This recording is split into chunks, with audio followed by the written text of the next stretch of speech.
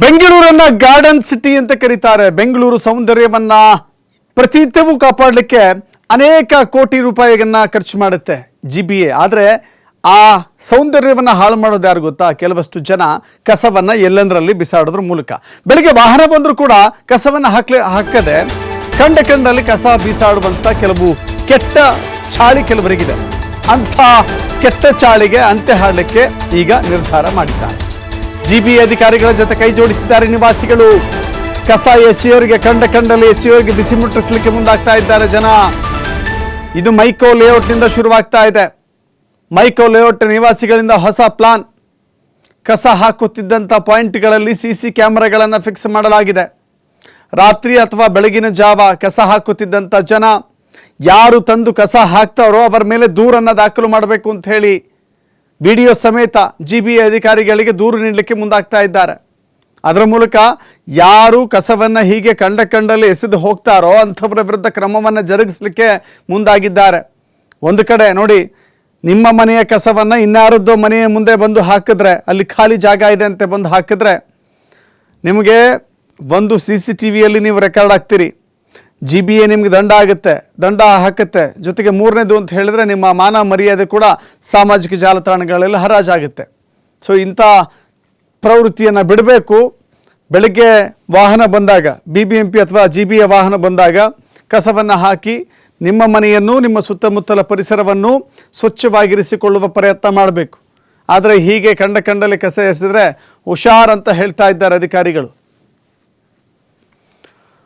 ಮತ್ತಷ್ಟು ಮಾಹಿತಿ ನಮ್ಮ ಪ್ರತಿನಿಧಿ ಗಣೇಶ್ ನೀಡ್ತಾರೆ. ಗಣೇಶ್, ಇದು ಒಳ್ಳೆಯ ನಿರ್ಧಾರ. ಯಾಕಂತ ಹೇಳಿದ್ರೆ ಕೇವಲ GBA ಒಂದು ಮಾತ್ರ ಇದೆಲ್ಲವನ್ನು ಕೂಡ ಮಾಡಬೇಕು ಅಂತ ಹೇಳಿದ್ರೆ ಆಗೋದಿಲ್ಲ. GBA ಜೊತೆಗೆ ಸಾರ್ವಜನಿಕರು ಕೂಡ ಕೈ ಜೋಡಿಸಬೇಕಾಗತ್ತೆ. ಇದು ಒಳ್ಳೆಯ ನಿರ್ಧಾರ. ಇದು ಕೇವಲ ಮೈಕೋ ಲೇಔಟಿಗೆ ಮಾತ್ರ ಸೀಮಿತನಾ ಅಥವಾ ಇದು ಮೈಕೋ ಲೇಔಟ್ ನೋಡಿಕೊಂಡಂತೆ ಇದೇ ರೀತಿಯ ಪ್ರೇರಣೆ ಎಲ್ಲ ಕಡೆಗಳಲ್ಲೂ ಆದರೆ ಸ್ವಚ್ಛ ಸುಂದರ ಬೆಂಗಳೂರು ಕಾಣಬಹುದು ಅಂತ ಕಾಣಿಸುತ್ತೆ? ಏನಂತೀರಿ?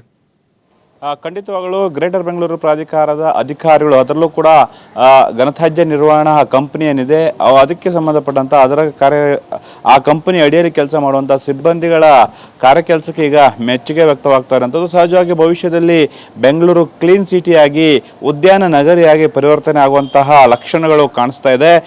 ಇತ್ತೀಚಿನ ದಿನಗಳಲ್ಲಿ ಸಾಕಷ್ಟು ಕಸ ಉತ್ಪತ್ತಿ ಆಗ್ತಾ ಇರುವಂಥದ್ದು. ಹಬ್ಬ ಹರಿದಿನ ಸಂದರ್ಭದಲ್ಲಿ ಎಲ್ಲಿ ನೋಡಿದ್ರು ರಾಶಿ ಕಸಗಳನ್ನು, ತ್ಯಾಜ್ಯವನ್ನು ನಾವು ರಸ್ತೆ ಅಕ್ಕಪಕ್ಕದಲ್ಲಿ ಕಾಣಬಹುದಾಗಿತ್ತು. ಆದರೆ ಕಳೆದ 15 ದಿನಗಳಿಂದ ಗ್ರೇಟರ್ ಬೆಂಗಳೂರು ಪ್ರಾಧಿಕಾರದ ಅಧಿಕಾರಿಗಳು, ಮುಖ್ಯವಾಗಿ ಮಾರ್ಷಲ್ ಹಾಗೇನೆ ಸಿಬ್ಬಂದಿಗಳ ವರ್ಗ ಏನಿದೆ, ಎಲ್ಲೆಲ್ಲಿ ಜನ ಕಸವನ್ನ ಬಿಸಾಡ್ತಾರೆ, ಬೇಕಾಬಿಟ್ಟಿಯಾಗಿ ತ್ಯಾಜ್ಯವನ್ನು ಎಸಿತಾರೆ, ಅಂಥವರನ್ನ ಹಿಡಿದು ಅವರಿಗೆ ದಂಡವನ್ನು ಹಾಕುವುದರ ಜೊತೆಗೆ ಅವರ ಮನೆಯ ಮುಂಭಾಗದಲ್ಲಿ ರಾಶಿ ಕಸವನ್ನ ಸುರಿಯುವಂತ ಪ್ರವೃತ್ತಿ ಮಾಡ್ತು. ಇದರಿಂದ ಒಂದು ರೀತಿಯಲ್ಲಿ ಜನರಿಗೆ ಇರ್ಸು ಮುರುಸಾಯ್ತು, ಮುಜುಗರವನ್ನ ತಂದೊಡ್ಡುವಂತಹ ಪ್ರಕ್ರಿಯೆಗಳಾದಂಥ ಸಂದರ್ಭದಲ್ಲಿ ಸಹಜವಾಗಿ ಅಂತಹವರ ಅಕ್ಕಪಕ್ಕದ ಮನೆಯವರು ಯಾರ ಮನೆ ಮುಂದೆ ರಾಶಿ ಕಸಗಳು ಬಿದ್ದಿತ್ತು, ಅದರಿಂದ ಅಕ್ಕಪಕ್ಕದ ಮನೆಯವರು, ಆ ಏರಿಯಾದ ಮನೆಯವರು ಎಲ್ಲರೂ ಕೂಡ ಎಚ್ಚೆತ್ಕೊಂಡ್ರು.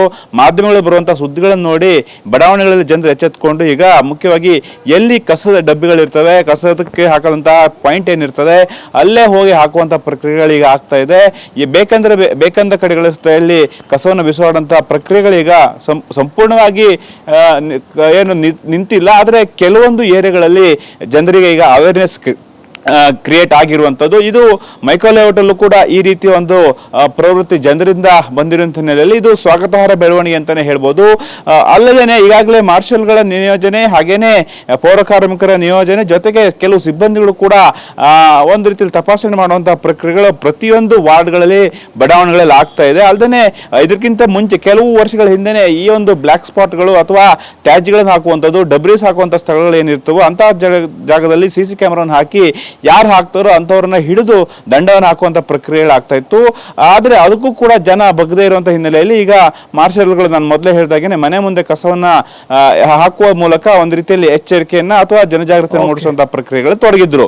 ಹೀಗೆ ಈ CC ಕ್ಯಾಮೆರಾವನ್ನು ಹಾಕಿದಂತ ಸ್ಥಳಗಳಲ್ಲಿ ಜನರು ಅದನ್ನ ಗಮನಿಸಿದೇನೆ ಎಲ್ಲಿ ಕಸದ ಡಬ್ಬಿಗಳಿದೆ ಅಲ್ಲಿ ತಂದು ಕಸವನ್ನು ಸುರಿಯುವಂತಹ ಅಥವಾ ಕಸವನ್ನು ಹಾಕುವಂತಹ ಚಟುವಟಿಕೆಗಳು ತೊಡಗಿರುವಂತದ್ದು. ಸಹಜವಾಗಿ ಗ್ರೇಟರ್ ಬೆಂಗಳೂರು ಪ್ರಾಧಿಕಾರದ ಸಿಬ್ಬಂದಿಗಳಿಗೆ, ಅದರಲ್ಲೂ ಕೂಡ ಘನತ್ಯಾಜ್ಯ ನಿರ್ವಹಣೆ ಮಾಡ್ತಾ ಇರುವಂತಹ ಅಧಿಕಾರಿಗಳು, ಸಿಬ್ಬಂದಿಗಳು, ನೌಕರರಿಗಿದು ಒಂದು ರೀತಿಯಲ್ಲಿ ತಾವು ಮಾಡುವಂತಹ ಒಂದಿಷ್ಟು ಕೆಲಸಕ್ಕೆ ಶ್ಲಾಘನೆ ವ್ಯಕ್ತವಾಗ್ತಿದೆ. ಜನರಿಂದ ಪಾಸಿಟಿವ್ ರೆಸ್ಪಾನ್ಸ್ ಸಿಗ್ತಾ ಇದೆಯಲ್ಲ ಅನ್ನುವಂತ ಒಂದು ಹೆಮ್ಮೆ ಈಗ ವ್ಯಕ್ತವಾಗ್ತಾ ಇರುವಂತದ್ದು. Dasharath, thank you.